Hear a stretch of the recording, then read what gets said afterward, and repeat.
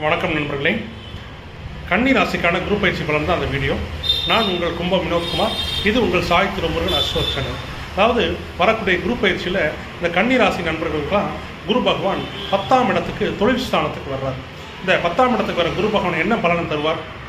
10லே குரு வந்தால் பதவியும் பறிபோகும், பெட்டி நிறைய பணம் இருக்கும், பெருவரையும் காத்திருக்கும் அப்படின்னு ஜோதிட சாஸ்திரம் சொல்லுது.